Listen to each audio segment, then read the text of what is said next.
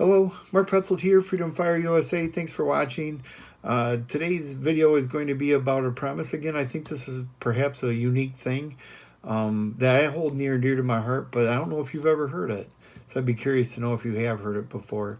But it's a key thing. This is like a paradigm shifting concept. So the premise is there's no political solution to a moral and spiritual problem. So just the big picture is we as conservatives are pretty creative, and we like to think we're pretty smart and able to handle things. It can be basically a lie from the devil, where we think that we can actually solve problems that are spiritual in nature by using our wit and intelligence, using the government, and so on and so forth. You might have heard the saying, I'm sure you have, you can't legislate morality. That phrase comes on the back of the concept that you cannot make people moral through legislation, just for what it's worth. And as a quick side note, you can't legislate morality. In other words, you can't make people be moral through legislation, but legislation does need to be moral. In other words, governments instituted amongst men to protect our God-given right to life, liberty, and property. Immoral law or pretended legislation is legislation that actually takes others' life, liberty, and property. So just a quick side note there. So basically an example, a very common example relevant for today is the but Hillary concept. What that means is if we didn't elect Trump, we'd have Hillary. And, people would, I think there's probably people in my life that would say, well, you wish you had Hillary. Well, no, I don't want to have Hillary. I don't want to see our country go through pain. But it's a false premise to think that you can avoid the pain that's coming because of the decline in our society and in our culture and in our government. And another very core principle that you hear from me that is biblical and is a natural law is what we sow, we reap.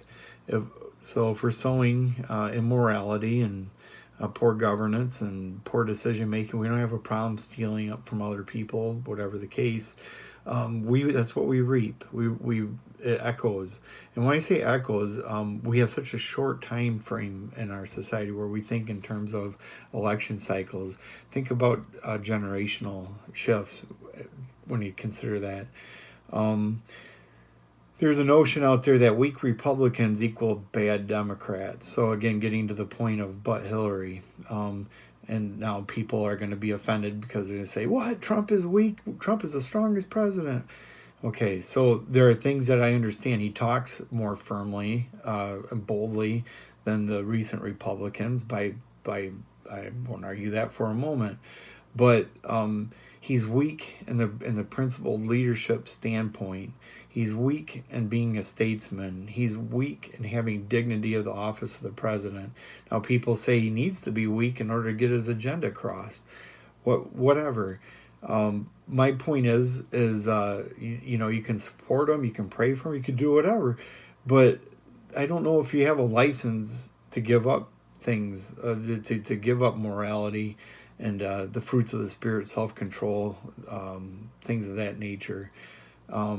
So what's the effect of that? Again, echoing through generations, as generations are watching us and what we tolerate from our representatives in general. What do they think as they're watching that? So again, I encourage you to think about generational thinking. I love this quote by Thomas Paine. If there must be trouble, let it be in my day that my child may have peace. Now I have to ask, with the but Hillary mindset, are we dodging trouble? I'm not saying that we are ready to deal with Hillary. To be honest with you, I know our country would go through some serious pain. I don't have any reason to think that it wouldn't. And I kind of hope that during this time frame of Trump that, we can do the necessary work that we need to do to be prepared for the cultural and civic battles in a post-Trump presidency. My concern is that we aren't, because we're very busy trying to justify our positions. So again, if there must be trouble, let it be in my day that my child may have peace. So I may ask my fellow patriots that to not dodge a fight if it needs to be in our lifetime. So there's a fine line between being a good steward of your vote and trying to do what you cannot do. Again, you cannot fix a moral and faith related problem with politics. So by that I mean a fine line between being a good steward of your vote. So yes, you should pray about your vote. It may be you need to do a pragmatic vote, but you know what? It might be you need to do a rip the Band-Aid off vote too. The Holy, it's between you and the Holy Spirit. Ultimately, it does affect your fellow countrymen, though, so you should consider that. And finally, this is another premise that I think you might appreciate. Politics follows culture, and culture follows faith. So again, the concept of there's no political solution to a moral and religious or faith-based problem. Politics follows culture, and culture follows our faith life. And so again, I make the comment sometimes, the problem isn't Trump, the problem isn't Amash, the problem is the fact that we ourselves don't have our lives squared around in a appropriate manner so that we can self-govern, frankly. A verse, 2 Chronicles 7:14, gets quoted a lot. A lot of times it's sort of said to be like the icing on the cake. I'm going to say it, at least a portion of it, in a way that I think is very relevant. And so when I say the problem is us, I'm talking about the people that identify as accepting the gift of salvation from Christ, and those that believe, that see themselves as being God-fearing and as part of the quote-unquote church. I believe 2 Chronicles 7:14 is written towards us, not towards the unsaved. And so with that, if my people being the church, are called by my name, will humble themselves and pray and seek my face and turn from their wicked ways, then I will hear their prayers from heaven and heal their land. I think a lot of times we focus at the unsaved. I mean, the Democrats and the way they behave. There can be saved Democrats too, but there's a lot of them that are just an open rebellion against God. We're not really talking about them. We're talking about our ability to be salt and light to the earth, and we can't do that if we're beclowning ourselves, trying to excuse the unexcusable. So we need to live our life with a degree of dignity and decorum. And with that, I'll finish with a final thought, and this is basically admitting that we've failed a lot. Now, who's we? Again, it's the 2 Chronicles 7:14.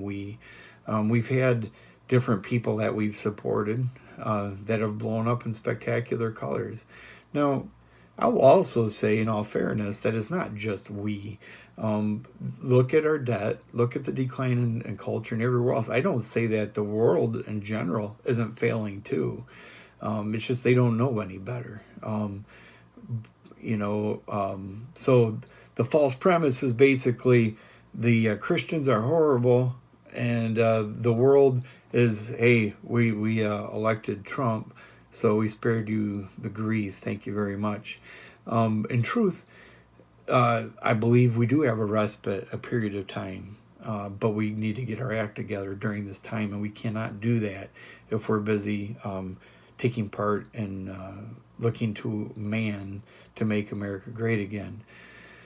So again, we have failed in politics. We need to do better, and we do better by actually improving our faith and preparing people to go into the element of government, into civics and into culture, so that our faith is strong, so we don't blow up in spectacular colors. There are other folks that haven't blown up in spectacular colors as well. People that may not wear their faith on their sleeve, but you judge people by their fruit, right? I mean, you don't really know the content of their heart, but you do know their actions. So there's some that have declined for whatever reason. Big names like Ted Cruz, for example. But I'll just kind of leave it at that. And I guess, I'm going to throw one more note in. There's a lot of folks. When Ted Cruz ran for office, I advocated quite hard for him. And so a lot of folks would look at me and say, well, good job, Mark. Look at Ted Cruz now. As soon as the election was over, I didn't say much about Ted Cruz because it was about the principles that Ted Cruz was talking about. It wasn't a worship of Ted Cruz. And I would hope that you would look at my behavior, like with the Ted Cruz example, for that. And same with Pat Colbeck. Pat Colbeck's a little different because, he's still a tangible person that you can talk with, and he's in Michigan and doing things and stuff. But I advocated absolutely hard for these guys. But, I was not worshiping them. I was just doing my duty to stand up for what I believe was the best option, something I thought was worth standing up for. There's a lot of people that run for office that aren't worth standing up for, usually worth standing against. But when there's ones I think are good, you'll know it. But I want you to see my example that when it's done, it's done. So, I do care about them as human beings and the rest of it. But as far as the political battles, it's done.